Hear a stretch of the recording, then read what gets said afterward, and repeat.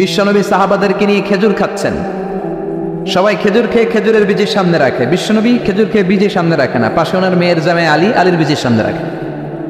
খাওয়ার পরে সবার সামনে বিচি সমান, নবীর সামনে কোনো বিচি নাই, আলীর সামনে বিচি বেশি। বিশ্বনবী বললেন, মান মিন্না আকসারু মুতানাওয়ালান আর-রতাবা, চলো তো গুনি কার সামনে কতটা খেজুরের বিচি। খেজুরকে আরবিতে বলে আর-রতাব। খেজুরের যে কত আরবি আছে আপনি কল্পনাই করতে পারবেন না। উট আরব দেশে বেশি, তাই উটের আরবি আছে 400টা। খেজুর হয় বেশি, খেজুরের আরবি আছে শখানিক। আমরা শুধু ওটার আরবি জানি কি জামাল, বাঈর, নাকা, এগুলো 400টা আরবি কাব্যগ্রন্থ পড়লে আপনি 400টা পাবেন মোট ওটের আরবি। তেমনি খেজুরকে আমরা জানি তামার। সৌদি আরব মিশরের তামার বললে চিনবেই না, বলতে হবে বালাহ। আতি কিলো বালাহ, 1 কেজি বালাহ দেন। বালাহ মানে খেজুর, তামার মানে খেজুর, রতাব মানে খেজুর। কোরআনে আছে রতাবান জানিয়া। মারিয়াম যখন সাইয়েদনা ঈসা আলাইহিস সালামকে প্রসব করলে, তার করলো কে? এই জন্য যে সমস্ত নারীরা পেটের মধ্যে বাচ্চা আছে, সন্তান সম্ভবা, তারা খেজুর খাবেন। বাচ্চারে সুস্থ রাখবে কে? আবার মক্কায় মদিনাতে নতুন বাচ্চা জন্ম নিলে বিশ্বনবী বাচ্চার কাছে যে খেজুর খেয়ে খেজুর মিশ্রিত বিশ্বনবীর মুখের লালা বাচ্চার মুখে লাগিয়ে দিত। আল্লাহু আকবার। বিশ্বনবী সাহাবাদের বললেন, মান মিন্না আকসারু মুতানাওয়ালান আর-রতাবা, চলো কে বেশি রতাব খেয়েছে মানে খেজুর খেয়েছে গুনি। গুনতে শুরু করা হলো। সবচেয়ে বেশি দেখা গেল সাইয়েদনা আলীর সামনে। বিশ্বনবী বললেন, দেখো আল্লাহ কি খাদক জামাই আমাকে দিয়েছে। এমন খাইতে পারে, সবার সামনে বিচি কম, আলীর সামনে বিচি ডবল। এখন আলী কি বলবে? আলী বলে, আমার শ্বশুরও কম খাইতে পারে না। দেখো সবার সামনে বিচি আছে, আর আমার শ্বশুর বিশ্বনবীর সামনে কোনো বিচিই নাই। তার মানে খেজুর খাওয়ার সময় উনি বিচি সহ মেরেছে করতেন। এক কালো মহিলা সাহাবী বিশ্বনবীর কাছে এসেছে। বিশ্বনবী বললেন, লা ইয়াদখুলান্নাল জান্নাতা সাফরা ওয়ালা সাউদা, তুমি তো কালো নারী, কোনো কালো নারী তো জান্নাতে যাবে না। মহিলা দিলেন চিৎকার। বিপদের কথা শুনলে মহিলাদের কান্নাকাটি আছে না নাই? আড়াই ওরাতে আছে না নাই? মহিলাদের অন্তর নরম। এজন্য বিশ্বনবী বলেছেন, মহিলারা কবরের সামনে যে জিয়ারত করবে না। কারণ কবরের সামনে গেলে বলবে, আমারে পালাইয়া গেল গো, কই গেল রে, আমারে লইয়া যাও রে। কান্নাকাটি আছে না নাই? গড়াগড়ি খায়, নিজের জামা নিজে ছেড়ে ফেলে, নিজের গালে নিজে থাপ্পড় মারে, এরকম নারী আছে না নাই? এজন্য মহিলারা ঘর থেকে দোয়া করবে, পুরুষেরা কবরস্থানে ঢুকে কবরের সামনে দাঁড়িয়ে দোয়া করবে, ঠিক কি না? বিশ্বনবী বললেন, লা ইয়াদখুলুল জান্নাতা সাফরা ওয়ালা সাউদা, কালো নারী, মেটে রঙের নারী জান্নাতে যাবে না। মহিলা কান্না শুরু করে দিল। মহিলা বলল, নবী আপনি বলেছেন, আল মারআতু ইযা সাল্লাত খামসাহা, কোন নারী যদি নামাজ পড়ে, ওয়া সামাত শাহরাহা, যদি রোজা রাখে, আতাআত বালাহা, স্বামীর আনুগত্য করে, হাফিজাত ফুরুজাহা, লজ্জাস্থানের হেফাজত করে, কোন নারী যদি এই 4টা কাজ করে, তার জন্য 8টা জান্নাতের দরজা খুলে দেয় কে? ও নবী, আমি তো 4টাই করি, কালো হওয়ার কারণে কি আমি জান্নাতে যাব না? এটা কেমন কথা? বিশ্বনবী বললেন, কেঁদো না, তুমি যখন জান্নাতে যাবা এরকম কালো থাকবা নাকি? তুমি তো পূর্ণিমার চাঁদের মতো হয়ে জান্নাতে ঢুকবা। তুমি যখন জান্নাতে ঢুকবে, তোমার ঐশ্বরিয়া রায়ের মতো সুন্দরী করে দিবে কে? তুমি বিশ্ব সুন্দরী হবা। তখন কি তুমি কালো থাকবা? মহিলা আবার খুশি হয়ে গেল, কারণ সুবহানাল্লাহ। তাহলে বিশ্বনবীর বিনোদন, সুস্থ বিনোদন, চিল্লায় বলেন ঠিক কিনা? আবার বিশ্বনবী বলতেন, উতিতু খামসান লাম ইয়াতাহুন্না নাবিয়্যুন ক্বাবলি, এমন 5টা জিনিস রব্বুল আলামিন আমাকে দিয়েছে, আমার আগে কোন নবীকে আল্লাহ এই 5টা জিনিস দেয় নাই। সুবহানাল্লাহ। 1 নম্বরে নুসিরতু বির-রু'বি মাসিরাতা শাহর, ভয় দিয়ে আল্লাহ আমারে সাহায্য করেছে। আমার ডানে বায়ে সামনে পেছনে 1 মাসের রাস্তার মধ্যে যদি কোনো কাফেরের আন্ডা বাচ্চা থাকে, আমার ভয়ে তাদের অন্তরে ধুকধুকানি বাড়ায় দেয় কে? নবী যেখানে অবস্থান করতেন, তার ডানে বায়ে সামনে পেছনে 1 মাসের এরিয়ার মধ্যে যদি কোনো কাফির থাকতো, মুশরিক থাকতো, বিষ্ণবীর ভয়ে ঘুমের মধ্যে লাফ দিয়ে উঠত। আল্লাহু আকবার।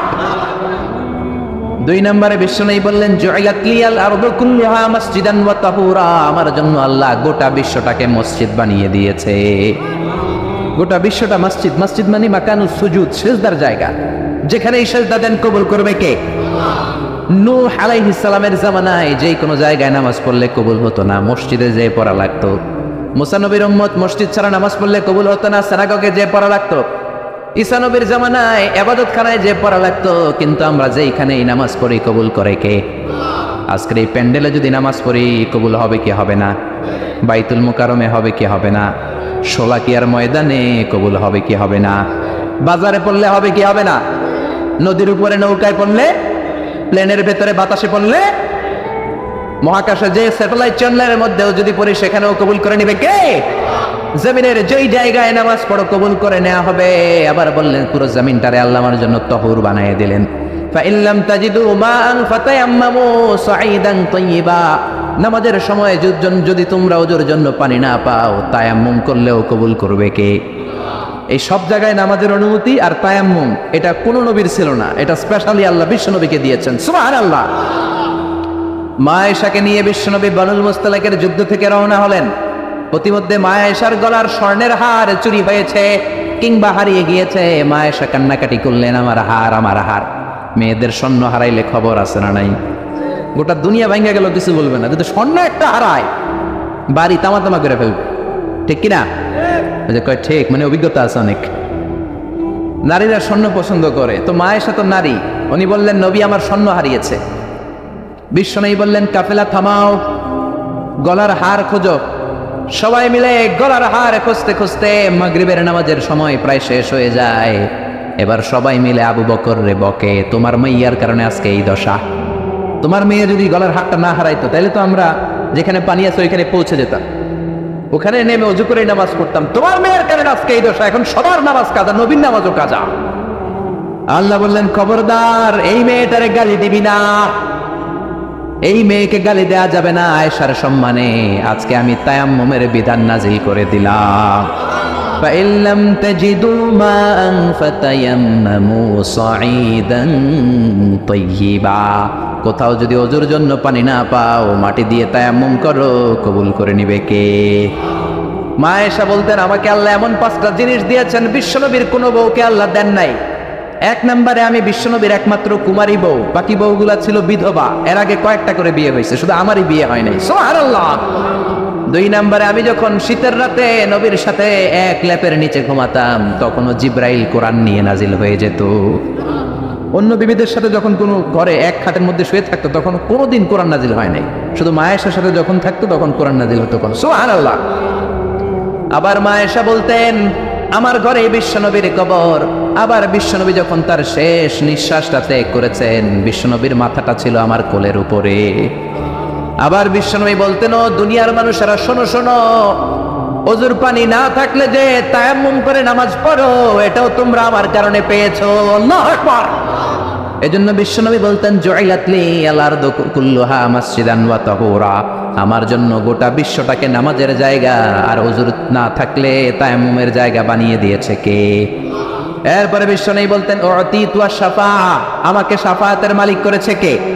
কিয়ামতের দিন সব নবীরা যখন বলবে ইয়া নাফসি ইয়া নাফসি, বিশ্বনবী বলবেন রব্বি হাবলি উম্মতি, ও আল্লাহ তুমি আমার উম্মতকে বাঁচাও, আমার উম্মতকে বাঁচাও। সুবহানাল্লাহ।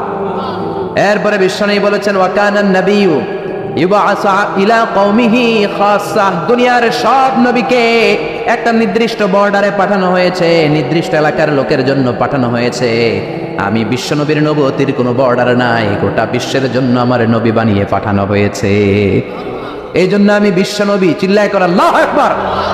বিশ্বনবী শুধু পুরুষদের নবী নয়, শুধু নারীদের নবী নয়, শুধু সাদা লোকদের নবী নয়, শুধু নিগ্রো আর কালো লোকদের নবী নয়, শুধু আরবদের নবী নয়। বিশ্বনবী আদম নবী থেকে শুরু করে কিয়ামত পর্যন্ত যত মানুষ যত জিন পৃথিবীতে আসবে সবার জন্য বিশ্বনবীকে নবী বানিয়েছে কে?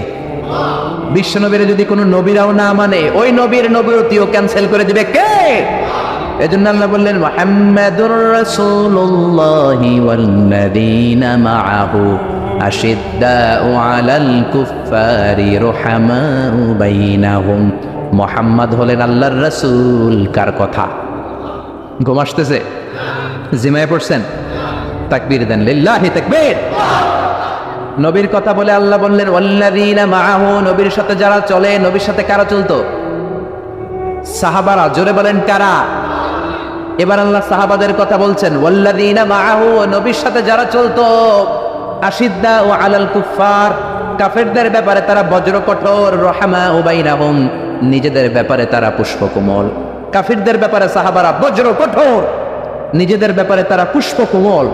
কাফিরদের ব্যাপারে কোনো ছাড় নাই, মুশরিকদের সাথে জিহাদের ময়দানে কোনো ছাড় নাই। চিল্লা এখন ঠিক কিনা?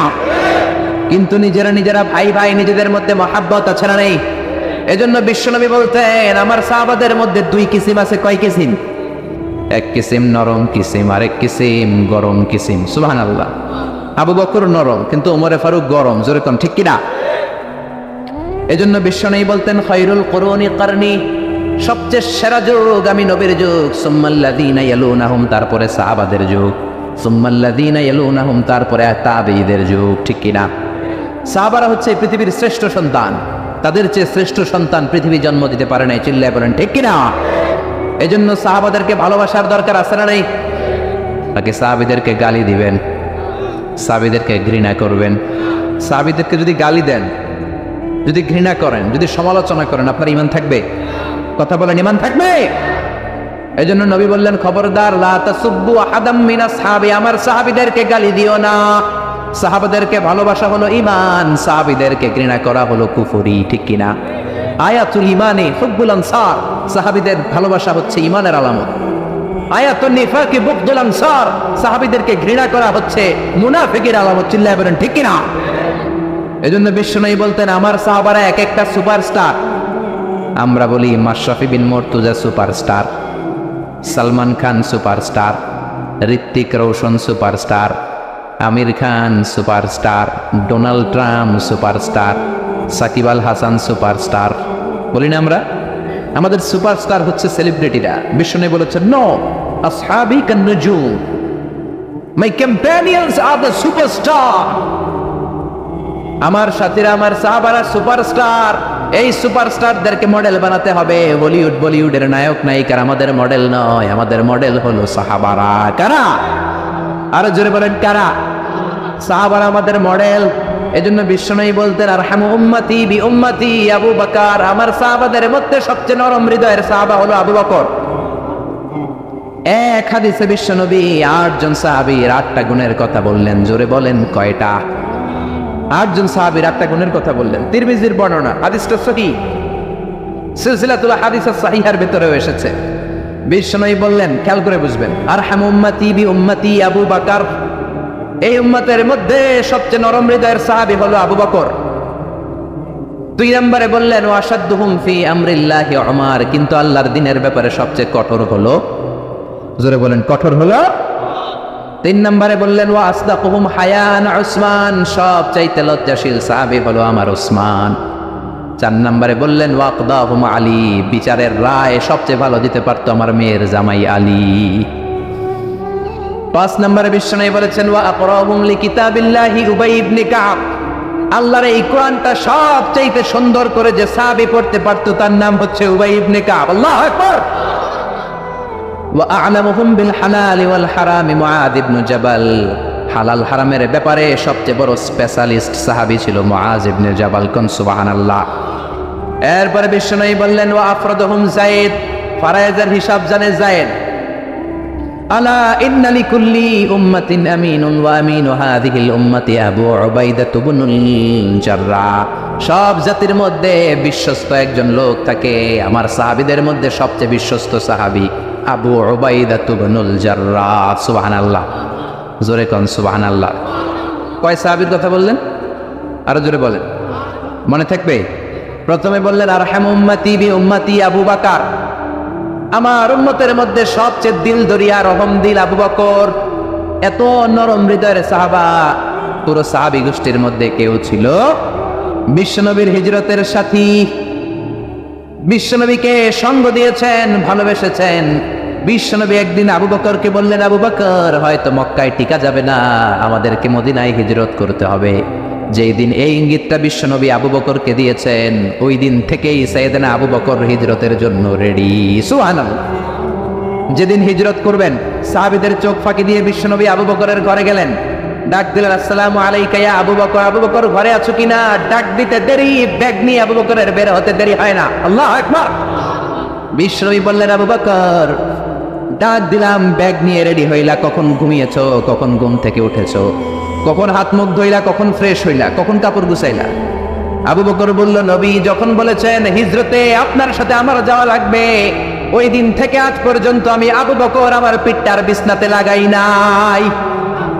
ওই রাতে সাইয়েদনা আবু বকর যেই সওয়াব কামিয়েছেন, ওই সওয়াবটাকে যদি একটা পাল্লায় রাখা হয়, পৃথিবীর আমাদের সব সওয়াবগুলো যদি আরেক পাল্লায় রাখা হয়, ওই হিজরতের রাতের সওয়াবটা আবু বকরের যে সওয়াবটা, ওই আবু বকরের সওয়াবের পাল্লাটা মুহূর্তের মধ্যে ভারী হয়ে যাবে। সুবহানাল্লাহ আসতে বলেন। এত নরম হৃদয়ের সাহাবী ছিলেন আবু বকর, নামাজে দাঁড়ালে শুধু কাঁদতেন। এই জন্য অনেক সাহাবী ওনারে পছন্দ করতো না। বিশ্বনবীর ইন্তেকালের পরে বছর খানিক মসজিদে নববীতে যতদিন বেঁচে ছিলেন ইমামতি করেছেন। আল্লাহু আকবার বলে যখন আলহামদুলিল্লাহ রাব্বিল আলামিন, তখনই কান্নায় ভেঙে পড়তেন। তেলাওয়াত শুরু করলেই কাঁদতেন। হেরেম শরীফে যারা নামাজ পড়েছেন, শেখ আব্দুর রহমান আস-সুদাইস আযাবের আয়াতগুলো পড়ে যখন টান দেয়, মুসল্লিগুলো সহ্য করতে পারে না। উনি নিজেও তেলাওয়াত থামিয়ে কাঁদে, মুসল্লিরাও কাঁদে। এরেবের চারদিকে কান্নার রোল পড়ে যায়, চিৎকারের রোল পড়ে যায়, শুধু কান্নার কান্না, শুধু কান্না। সাইয়েদনা আবু বকর যখন নামাজে দাঁড়াতেন শুধু কাঁদতেন। বুখারীর বর্ণনা, রজুলুন আসিফ, নরম হৃদয়ের লোক ছিলেন। আই রাকিকুল কলবি ওয়া সারিউল বুকা, এত অন্তর নরম, নামাজে দাঁড়ালেই কাঁদতেন। দিন দুনিয়ার কোনো হুঁশ তার থাকতো না। কিন্তু আমরা নামাজে দাঁড়ালে দিন দুনিয়ার খেলার হিসাব আছে না নাই, বাজারের খবর আছে না নাই, জি বাংলা আছে না নাই, সারাদিনে যেটা মনে পড়ে না নামাজে দাঁড়ালেই ওটা মনে পড়ে, ঠিক কি না? আমরা নামাজে দাঁড়িয়ে এইভাবে শেয়ার বাজার বাড়লো না কমলো, সাকিব আল হাসান আউট হয়েছে না ছক্কা মারছে, কে জিতলো, কুমিল্লা জিতলো নাকি কি ভিক্টোরিয়ান্স, রয়টার্স মার্টার্স কি যেন আছে, আমি তো বুঝি না অনেকগুলা, কে জিতলো কে হারলো, হিন্দি সিরিয়াল শুরু হলো নাকি আমার দল জিতলো না হারলো, এরকম টেনশন আছে না নাই? আর সাইয়েদনা আবু বকর যখন নামাজে দাঁড়াতেন, দাঁড় দাঁড় করে চোখের পানি দিয়ে দাড়ি ভিজে যেত, চোখের পানিতে দাড়ি ভিজে যেত। সাহাবারা বললেন, ও নবী, আমাদের নামাজে মন থাকে না। বিশ্বনবী বললেন, সল্লু সলাতা মুআদ্দিআ, বিদায়ী নামাজ পড়ো, মনে করবা আজকের নামাজটাই আমার জীবনের শেষ নামাজ, তাইলে তোমার মন আর কোনো দিকে ছুটবে। আজকে এখন বাজে 11টা, যদি বলা হয় রাত 2টার দিকে আপনার মরণ, খুশ থাকবে? সবাই মাহফিল থেকে দিবেন দৌড়, আমার মরণ 2টার দিকে, আহা 2টার দিকে মরণ। জীবনের কোনো গ্যারান্টি নাই। যদি আপনার বলেই দেওয়া হয় 2টার দিকে আপনার মরণ, এখন তুমি 2 রাকাত নামাজ পড়ো, এটাই শেষ নামাজ, ওই দিনের নামাজটা আপনি কত সুন্দর করে পড়বেন, আহা ওই দিন আপনি কত সুন্দর করে ওযু বানাবেন, ওই দিন আতর মাইখা একেবারে আতর আলী হয়ে যাবেন, ওই দিন পাঞ্জাবি পড়বেন, ওই দিন যায় নামাজে দাঁড়াবেন, ওই দিন আপনার নামাজে কোনো তাড়াহুড়ো নাই, ঠিক কিনা? ওই দিনের রুকুটা আপনার জীবনের সব চাইতে শ্রেষ্ঠ রুকু হবে। ওই দিনের সেজদাটা আপনার জীবনের শ্রেষ্ঠতম সেজদা হবে। ওই দিনে সেজদায় যে চোখের পানি দিয়ে আপনি যায় নামাজ ভিজায় দিবেন, এর কারণ আপনি নিশ্চিত, you are certain that you are going to die. আপনি রাত 3টার দিকে মারা যাচ্ছেন, জানার কারণে আপনার নামাজে এত ভক্তি। আমরা যে মাহফিল শেষে বাড়িতে যেতে পারবো কোনো গ্যারান্টি আছে নাকি? আরো আধা ঘন্টা বাঁচবো গ্যারান্টি আছে? শ্বাস যেটা ভেতরে নিলাম বের করতে পারবো গ্যারান্টি আছে? তো তাইলে নামাজে যখন দাঁড়াই এটা ভাবতে সমস্যা কি যে এটাই আমার শেষ নামাজ? কারণ আমার তো কোনো গ্যারান্টি লেটার নাই। চিল্লায় বলেন ঠিক কিনা? পারফর্ম দ্য সালাহ as if it's your last and final prayer. এমন ভাবে নামাজে দাঁড়াবেন যেন এটাই আপনার লাস্ট এন্ড ফাইনাল প্রেয়ার, এটাই আপনার শেষ নামাজ। এরপরে আর নামাজের সুযোগ হয়তো আমি নাও পেতে পারি, যেরকম ঠিক কিনা? এই কথা যখন সাহাবারা শুনলেন, আর নামাজে নড়েও না চড়েও না। মরুভূমির মাঝখানে যখন সাহাবারা দাঁড়াতেন, আকাশের পাখিগুলো খেজুর গাছ মনে করে সাহাবাদের মাথায় এসে বসে যেত। সুবহানাল্লাহ, বাড়িতে যে পাখিগুলো মনে করতো এগুলো মরুভূমির মাঝখানের খেজুর গাছ, মাথায় এসে বসে যেত। আর আমরা নামাজের মধ্যে দাঁড়ালে আমাদের কোনো খেয়াল থাকে না, আমাদের এদিকে সামনে ডানে বায়ে নজর যায়, ঘড়ির দিকে তাকায়, অনেকে আছে না নেই? নামাজের পর আবার এমনি তাকায়। হাদিসে এসেছে আপনার নজর যখন একবার নামাজ ছাড়া অন্যদিকে দেন, আল্লাহ বলে আকবিল, বান্দা ফিরে আয়। আবার যখন ডানে নজর দেন, আল্লাহ বলে ফিরে আয়। আবার যখন ইমাম সাহেবের দিকে এমনি তাকান, আল্লাহ কয় ফিরে আয়। 3 বার নজর দেওয়ার পরে আবার যখন ডানে বায়ে নজর দেন, আল্লাহ বলে লা হাজাতা লি ইলা সলাতিক, তোর এই নামাজের কোনো দরকার আমি আল্লাহর নাই, এই নামাজের কোনো দরকার নাই। এজন্য সালাত পড়তে হবে আর অন্তরে ভয় থাকতে হবে কার? قد أفلح المؤمنون الذين هم في صلاتهم خاشعون। আবু বকর তাই করতেন, কানা রাজুল আসিফ, নামাজে দাঁড়ালে দরদর করে কেঁদে কেঁদে দাড়িগুলো ভিজায় দিতেন। আল্লাহু আকবার। এজন্য বিশ্বনবী বলতেন, আরহামু উম্মতি বি উম্মতি আবু বকর, আমার উম্মতের মধ্যে সবচেয়ে নরম হৃদয়ের হলো আবু বকর। 2 নম্বরে বিশ্বনবী বললেন ওয়াশাদ্দুহুম ফি আমরিল্লাহি উমর, আর আল্লাহর দ্বীনের ব্যাপারে সবচেয়ে কঠোর সাহাবী হলো উমর। সবচেয়ে কঠোর কে? এজন্য বিশ্বনবী বলতেন আমার পরে নবী নাই, আমার পরে কোনো রাসূল নাই, তবে কেউ যদি নবী হতো আমার ওমর নবী হতো। লা নবিয়্যা বা'দি ওয়ালা রাসূলা, আমার পরে কোনো রাসূল নাই, কোনো নবী নাই, তবে লাউ কানা বা'দি নাবিয়্যুন লাকানা উমর, যদি নবী হওয়ার যোগ্যতা কারো থেকে থাকে আমার ওমরের আছে। প্রভু তুমি বলেছ রাসূল দেবে না, বলনি দেবে না ওমর, বলনি দেবে না হামজা তারি, খালিদ বিজয়ী সমর। প্রভু তুমি বলেছ রাসূল দেবে না। আল্লাহু আকবার।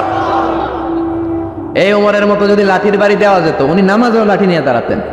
আমাদের ইমাম সাহেবরা কেবলামুখী, আর পিছন থেকে একামত দেয় আল্লাহু আকবার আল্লাহু আকবার, আশহাদু আল্লা ইলাহা ইল্লাল্লাহ, আশহাদু আন্না মুহাম্মাদার রাসূলুল্লাহ, হাইয়া আলাস সালাতি হাইয়া আলাল ফালাহ, قد قامت الصلاة قد قامت الصلاة، الله أكبر الله أكبر لا إله إلا الله, الله أكبر।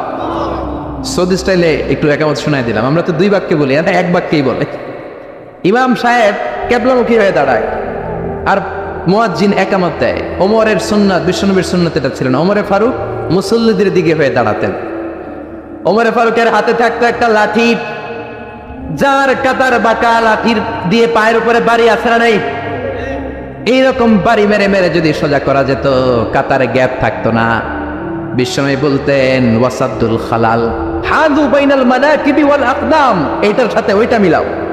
এই সাহাবী তার কাঁধের সাথে এই সাহাবীর কাঁধ মেলাতো, এই সাহাবীর কাঁধের সাথে এই সাহাবীর কাঁধ মেলাতো, এই সাহাবীর ডান পায়ের সাথে ওই সাহাবীর বাম পা, এই সাহাবীর বাম পায়ের সাথে ওই সাহাবীর ডান পা। বুনিয়ানুম মারসুস, সীসা ঢালা প্রাচীরের মতো। নবীরে কেউ অ্যাটাক করতে আসলেও যেন আধা ঘন্টা লাগে এই প্রাচীর ভাঙ্গা আসতে, জোরে কোন ঠিক কিনা? এই জন্য সাহাবীদের জামা সবার আগে এদিক দিয়ে ছেকতো, ধাক্কাধাক্কির কারণে নামাজে টাইট হয়ে তারা দাঁড়াতো। সাইয়েদনা ওমরে ফারুক লাঠি দিয়ে কাতার সোজা করে দিতেন। কারো যদি কাতার বাঁকা হতো লাঠি দিয়ে মারতেন, এই সোজা করো। এই জন্য লাঠিরও দরকার আছে না নাই? আবু বকরের মতো নরম হৃদয়ের সাহাবা যেমনি দরকার, ওমরের মতো গরম 2-1টারও দরকার আছে না নাই? আমরা সারা জীবন ওয়াজ করলে আপনারা নামাজি হবেন না, এটা জানি। যাদের নসিব ভালো 2-4 জন হবেন, বেশিরভাগই বেনামাজি। আমি সারা জীবন যদি মাদক নিয়ে ওয়াজ করি, গাঞ্জা খাওয়া বন্ধ হবে? কিন্তু প্রধানমন্ত্রী যদি বলে কালকে থেকে কেউ যদি ইয়াবা টানে, জাগার মধ্যে ওর পিঠের মধ্যে 100 বেত, 10,000 টাকা জরিমানা, 10 বছরের জেল। ইয়াবা বাবা পাওয়া যাবে? আর গাঞ্জা বাবা থাকবে? বাংলাদেশ থেকে গাঞ্জা নাই। প্রধানমন্ত্রী যদি বলে নামাজ না পড়লে 10,000 টাকা জরিমানা, 1 ওয়াক্ত ছাড়বি 10,000 টাকা দিবি, বাংলাদেশের সব মানুষ মুসল্লি হয়ে যাবে। এজন্য বিশ্বনবী বলতেন ইন্নাল্লাহা লা ইয়াযাউ বিল কুরআন, আল্লাহ কোরআন দিয়ে যেটা সমাজে করান না, ইয়াযাউ বিস সুলতান, এটা ক্ষমতা দিয়ে করান, ঠিক কি না? প্রধানমন্ত্রী ক্ষমতার মসনদ থেকে মাইরের ঘোষণা দিবে, আর আমরা ওয়াজ করে যান। ওয়াজ আর মাইরের সমন্বয়ে ইসলাম কায়েম করবে কে? শুধু ওয়াজ দিয়ে ইসলাম কায়েম হবে? ওমরে ফারুক তাই করতেন, লাঠি দিতেন, লাঠি দিয়ে সোজা করে দিতেন। এজন্য শয়তানও ওনারে ভয় পেত। বিশ্বনবী বলেন ওয়াল্লাযী নাফসি বিয়াদি, যে আল্লাহর হাতে আমার আত্মা, ওমর ওই আল্লাহর কসম করে বলি, মা সালাকা আশ-শাইতানু সালিকান ফাজ্জান ইল্লা সালাকা ফাজ্জান গায়রা ফাজ্জিক, তোমার যদি ইবলিস কোন রাস্তা দিয়ে আসতে দেখে, ইবলিসের বাপের কিরা, ইবলিস ওই রাস্তা ধুইয়া আরেক রাস্তা দিয়ে হাঁটে। ওমর তোমার যদি শয়তান দেখে তুমি এই দিক দিয়ে আসো, শয়তান জীবনও এই রাস্তা দিয়ে চলবে না, আরেক রাস্তা দিয়ে শয়তান দেয় দৌড়। ও মিয়া, যেই লোকরে শয়তান ডরায় ওই লোকের ইমানটা কেমন ছিল জোরে বলে আল্লাহু আকবার। মুনাফিকের বাচ্চারা ভয় পেত ওমরে ফারুককে, জমের ভয়। এমনকি বিশ্বনবীর বিবিরাও ভয় পেত। বিশ্বনবীর বিবিরা মাঝে মাঝে নবীরে ধরতো, ও নবী আমার এইটা লাগবে ওইটা লাগবে। বিশ্বনবী বললেন লাগবে লাগবে, বললে তালাক দিয়ে দিব, যাও তালাক দিয়ে দেব। ধনী সাহাবীর কাছে যে বিয়ে বসো, আমি নবীর কাছে থাকলে এইভাবেই থাকতে হবে। কিন্তু বিবিরাও ছাড়ার পাত্র না। সব বিবিরা একবার বিশ্বনবীরে ধরলেন, ধরে বলে ও নবী, আয়েশার বাড়িতে যেদিন থাকেন ওই দিন সাহাবীরা বেশি বেশি হাদিয়া পাঠায় কেন? আমাদের ঘরে যেই দিন থাকেন হাদিয়া পাঠায় না কেন? আচ্ছা, ইমাম সাহেবের বাড়িতে কে হাদিয়া পাঠাবে, কি গিফট দিবে তার, এটা কি উনার বিষয়? যিনি দিবে এটা উনার বিষয়, ঠিক কি না? বিবিরা বললেন আমাদের ঘরেও যেন হাদিয়া পাঠায়, আপনি মসজিদে এলান দিয়ে দিয়েন। বিশ্বনবী কয় আমি পারুন না। বিবিরা কয় পারতেই হবে। বিশ্বনবী বললেন, না না, আমি এই কথা মসজিদে বলতে পারবো না। বিবিরা বললেন, আপনি বলতেই হবে। ইন দা মিন টাইম দরজার বাইরে থেকে কে যেন সালাম দিল, আসসালামু আলাইকুম ওয়া রাহমাতুল্লাহ। বিশ্বনবী বললেন, ওয়া আলাইকুম আসসালাম। বিশ্বনবী বুঝলেন সালামটার কারণ না, এটা ওমরের সালাম। বিশ্বনবী সালামের উত্তর দিয়া বিবিদের দিকে তাকায় দেখে একটা বিবিও নাই, সব অন্দরমহলে দৌড়। সুবহানাল্লাহ কইবেন না? এই ভয়টা কিন্তু আবার ডাকাইত দেখলে যেই ভয় ওইটা না, এটাকে আরবিতে বলে হাইবাত। হাইবাত ওমর, ওমরের হাইবাত এমন ছিল, শয়তান ভয় পেত, মুনাফিকরা জমের মতো ভয় পেত। আমাদের মা উম্মুল মুমিনিন বিশ্বনবীর বিবিরা ওমরেরকে ভয় পেত। সুবহানাল্লাহ। আমরা বাচ্চারা যদি না খায়, খেতে চায় না, আমার এক মেয়ে ছোট্ট খেতে চায় না, গল্প বলে খাওয়াই, আমি এদিক দিয়ে খাওয়াইলে ওদিকে দৌড়, এদিক দিয়ে ধরলে ওদিকে দৌড়। আপনাদের ছেলে মেয়েদের একই অবস্থা, বাচ্চারা খেতে চায় না, ঘুমাতে চায় না। তখন আমরা বলি ঘুমাও না হলে বাঘ আসবে, বাঘ, বিড়াল আসবে, বিড়াল। আপনারা কি কন? আরে ওরাতে বিলাই, বিলাই আইব, কুত্তা আইব। আমরা বলি কুকুর আসবে, বিড়াল আসবে, ঘুমাও ঘুমাও। বাচ্চারা তখন ভয়ে ঘুমায়। ওমর ফারুক যখন মদিনার গভর্নর, মদিনার প্রেসিডেন্ট, মদিনার মায়েরা বিড়াল আর বাঘের ভয় দেখাতো না। বাচ্চারা যখন মদিনাতে খেতে চাইতো না, ঘুমাতে চাইতো না, মদিনার মায়েরা বলতো তাড়াতাড়ি ঘুমা, ওই যে ওমর আসতেছে, ওমর। চিৎকার করে পড়েন আল্লাহু আকবার। সবার জন্য সমান নীতি। 10 বছরে গোটা বিশ্বের অর্ধেক ক্যাপচার, পৃথিবীর অর্ধেকটা ক্যাপচার করলেন সৈয়দনা ওমর। নিজ হাতে পিটিয়ে নিজের ছেলেকে বেহুশ করেছেন। আরেক বর্ণনায় আছে পিটিয়ে ছেলেটাকে নিহত করেছেন। যদি বর্ণনাটা দাইফ, কিন্তু আমাদের জন্য শিক্ষা আছে বর্ণনায়। হঠাৎ একবার ঘরে ঢুকলেন, ওই ছেলের নাম ছিল আবু শাহমা, মোল্লাম আব্দুর রহমান। ওনার বিখ্যাত যে ছেলে আব্দুল্লাহ ইবনে ওমর, উনি আরেকজন। আরেক ছেলে ছিল আব্দুর রহমান, মারুফুন বিআবি শাহমা, সবাই তারা ডাকতো আবু শাহমা বলে। একদিন ঘরে ঢুকে দেখে মদের গন্ধ পাওয়া যায়। আবু শাহমারে বললেন, ইয়া আবা শাহমা আশারিবতা খামরান, মদ খাইছোস? কয় না আব্বা, শারিবতু নাবিজান, নাবিজ খেয়েছি। খেয়াল রাখবেন, মদ হারাম, মদ খেলে আসিবেন, কিন্তু নাবিজ খাওয়া হালাল। নাবিজ হচ্ছে আরব দেশেরা খায়, সাদা দুধের মধ্যে রাতে শক্ত খুরমা যদি 5টা ফেলে রাখেন, সকালে ওইটা দেখবেন দুধের রং আর সাদা নাই, খুরমার রস টেনে দুধটা লাল হয়ে গেছে। এটা খেলে স্বাস্থ্যের জন্য আরব দেশে খুব ভালো, কিন্তু এটা রাতে ভিজাইলে সকালেই খাইতে হবে। এটা যদি 3 দিন রেখে দেন, 4 দিন রেখে দেন, এটা তারির মতো মদ হয়ে যাবে, মাতলামি হবে, খাওয়া যাবে না। ওমরের ছেলে ওই মজাটা নেওয়ার জন্য 4 দিন ভিজায় রাখছে, তারপরে এই নাবিজ নামক মদ খেয়েছে। ওমর বললেন, মদ খাইছিস নাকি? আবু শামা বলে, খাই নাই। ওমর বললেন, তাআলা ইলা, এদিকে আয়, ইফতাহ ফামাক, মুখ খোলো। মুখ খোলার পরে গন্ধ নিয়ে দেখে নাবিজ মাখানো মদের গন্ধ পাওয়া যায়। কোনো কথা নাই, কলারটা ধরলেন, টানতে টানতে মসজিদে নববীর বারান্দার পিলারে নিয়ে বাঁধলেন। জোরের আজান হলো, নামাজ পড়লেন। নামাজের পরে সালাম ফিরালেন। সালাম ফেরানোর পরে বললেন, মাকানাকুম ইনদানা হাদ। নামাজের পরে সুন্নত পরে সবাই বসবেন, একটা বিচার আছে। এই গুরুদণ্ড, এটাকে আরবিতে বলে হাদ, প্লুরাল হচ্ছে হুদুদ। সবাই যখন ওযু করে ঢুকতেছিল, বারান্দায় দেখে ওমরের ছেলে বাধা। সবার চিন্তা, হায় হায় কি ঘটনা ঘটলো, প্রেসিডেন্টের ছেলে পিলারের মধ্যে বাধা কেন? নামাজের পরে হাজার হাজার সাহাবী সবাই বলল, খলিফা কি হয়েছে? মাল আমর, হোয়াট হ্যাপেন্ড? ওমরে ফারুক বললেন, এটাই নাবিজ খেয়েছে, তবে এটা মদ হয়ে গেছিল, এখন আশীর্বাদ দিব। কানা ঘুষা, কানা ঘুষা, হাজার হাজার সাহাবী। কেউ কেউ বলল, খলিফার ছেলে তো মনে হয় মারবে না, ধমক দিয়ে ছেড়ে দিবে। এরকম কিছু বিচার দেশে আছে না নাই? মিলায় দেয়, ঘুষ খায়া ছাইরা দেয়। এমপির গোলা হইলে 7 খুন মাফ, চিল্লা এখন ঠিক না? কেউ বলে না, ওমর সারার পাত্র না, তবে 80টা মারবে না, 40টা দিবে অ্যাটলিস্ট। কটা? ওমর ফারুক চেয়ারে বসলেন, হাজার হাজার মানুষ, পিনপতন নীরবতা। জল্লাদরে বললেন, হাতি জিলদ মিন বাইতুল মাল, বাইতুল মালের ঘর থেকে খেজুর গাছের চামড়া দিয়ে বানানো বড় সাইজের একটা চাবুক আন, সবচেয়ে বড় টানবি। সবচেয়ে বড় টানা হলো। এবার ওমরে ফারুক বললেন, ইবদা বিসমিল্লাহ, শুরু কর আল্লাহর নামে। সাইয়েদনা ওমর ফারুকের সামনে দাঁড়িয়ে জল্লাদ মারবে 80টা বাড়ি। মারতে শুরু করেছে, ওয়াহিদ, ইসনাই, তালাতা, 3 বাড়ি মারার পরে ওমরে ফারুক জল্লাদকে দিলেন এক থাপ্পড়। 3 হাত দূরে যে পড়লো জল্লাদ। জল্লাদের হাত থেকে চাবুক তুলে ধমক দিলেন, তুই কি চাবুক মারোস নাকি চাকরি বাঁচাস? আস্তে মারলি কেন? আসলে আস্তে মারে নাই, যত জোর ছিল। ওমরের হুকুম তামিল করবে না এরকম জল্লাদ মদিনায় ছিল না, যেরকম ঠিক কিনা? যত জোর ছিল তত জোরে মেরেছে, কিন্তু ওমরের পছন্দ হয় নাই। ওমর বললেন, ইনদাকা তালাতা ইনদি ওয়াহিদ, তোর হিসাবে 3টা, আমার হিসাবে মায়ের হয়েছে 1টা। আমি 2 নাম্বার থেকে শুরু করব। 2 3 মারতেছে কে? মদিনাতে উনারসে পালোয়ান আর কেউ নাই। এক একটা বাড়ির আঘাতে ওমরের ছেলে আবু শামা চিৎকার করে কাঁদে। এক একটা বাড়িতে চামড়া ছিঁড়ে যায়, রক্তগুলো ছোপ ছোপ করে নববীর দেয়ালের মধ্যে লাগে।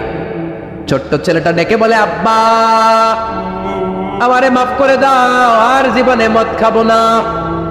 সাইয়েদনা ওমরের পাষাণ হৃদয় নরম হয় না, কারণ আসাদ্দুহুম ফি আমরিল্লাহি ওমর, আল্লাহর দিনের ব্যাপারে সবচেয়ে কড়া, কোনো ছাড় নাই। এক একটা চাবুক মারে, লোকজন কেঁপে কেঁপে ওঠে। 10টা 15টা মারার পরে ছেলে বেহুশ, পানি দেওয়ার পরে আবার হুশ, আবার মারা শুরু করা হলো। 30টা মারার পরে আবার বেহুশ। এইবার আবু শাহামার মা ওমরের বউ এসে ওমরের পা ধরে ডেকে বলে, ওমর তোমার পায়ে ধরে ক্ষমা চাই, আমার কলিজার টুকরা বাজানটারে তুমি মেরে দিও না। 80টা বেত মারতে হবে, মেরেছো 30টা, আর মারবা 50টা। যা ওমর, প্রতিটা বেতের বাড়ির বিনিময়ে আমি আবু শাহামার মা একটা করে ওট আল্লাহর রাস্তায় সদকা করে দেব। ওমর বলে, না আবু শাহামার মা, এটা আল্লাহর আইন, গোটা দুনিয়াটা দিলেও একটা চাবুকের বাড়ি থেকে ওরা কেউ বাঁচাতে পারবে না। মারতে লাগলেন, আবার পানি দিয়ে আবার হুশ। ওমরের বাড়ি যে খেয়েছে সে বুঝেছে। 50টা বাড়ি মারার পরে আবু শাহামা দুনিয়া থেকে শেষ।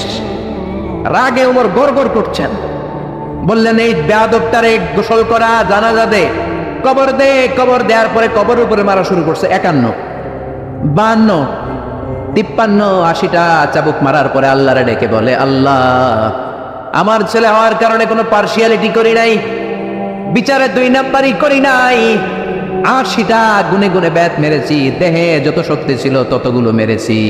কিয়ামতের ময়দানে জালিম ওমর বলে, তুমি কিন্তু আমারে ডাকতে পারবা না আল্লাহ, জালিমদের কাতারে আমারে উঠাতে পারবা না, আমারে জালিম বলতে পারবা না। ওইরকম ওমরের দরকার আছে না নাই? ওই ওমরের লাঠির বাড়ি যদি থাকতো, দেশটারে মদিনা বানায় দিত কে? চোরদের হাত যদি কাটা যেত, দেশটারে সুন্দর করতো কে? একটা জিনাখোরের ফাঁসি যদি বাইতুল মুকাররমের স্কয়ারের মধ্যে দিয়ে দেয়া হতো, এরপরে আর জিনা হতো? একটার ফাঁসি হয়ে গেলে আর তনুর মতো কোনো নারীকে ধর্ষিতা হওয়া লাগতো না, খাদিজার মতো কোনো মেয়েকে কেউ কোবানোর সাহস পেত না। জোরে বলেন ঠিক কিনা? একটা চোরের হাত জুমার নামাজের পরে বাইতুল মুকাররমের স্কয়ারের সামনে যদি কেটে দেয়া হয়, আর কোনো চোর পাওয়া যাবে নাকি? জোরে বলেন। তবে আমচোর, জামচোর, কলাচোর ওই চোর না, যেই চোরগুলো বড় বড় জিনিস চুরি করে, ব্যাংক চুরি করে, দেশের টাকা চুরি করে, এক কলমের খোঁচায় 1000 কোটি টাকা চুরি করে, ওই চোরদের হাত কাটতে হবে। শেয়ার বাজার খায়া ফেলায়, হলমার্ক খায়া ফেলায়, দেশের টাকা খায়া ফেলায়, সুইজারল্যান্ডে সব টাকা পাঠায়, এরকম বড় বড় চোর আছে না নাই? ইসলামী বিচার যদি শুরু হয়, আগে বড় চোরদের বিচার দিয়ে শুরু হবে। চিল্লায় বলেন ঠিক কিনা? এই জন্য বিশ্বনবী বলতেন, আসাদ্দুহুম ফি আমরিল্লাহি ওমর, আল্লাহর বিধান বাস্তবায়নে সবচেয়ে কঠোর ছিল ওমর। এক নারী এসে বলল, ওমরে ফারুক, আমার স্বামী আমারে তালাক দিয়েছে 100টা। কয়টা? শুনতেছেন? একটু জিমাই গেলেন মনে হয়। আমার স্বামী আমাকে 100 তালাক দিয়েছে। কয় তালাক? আসলে দিতে হবে কয় তালাক? তাও একটা একটা করে, ঠিক কিনা? ওমরে ফারুক ডেকে আনলেন, স্বামীরাও আনলেন, বউরে আনলেন। ও স্বামী, কয় তালাক দিছো? কয় 100টা দিছি। ওমরে ফারুক বললেন, তালাক হচ্ছে মিন শাআইরিল্লাহ, এটা আল্লাহর নিদর্শন। আল্লাহর নিদর্শন নিয়ে ফাইজলামি করার অনুমতি তোরে দিছে কে? 3 তালাকে তোর বউ তালাক, বাকি 97 তালাক তোর পিঠের উপরে পড়বে।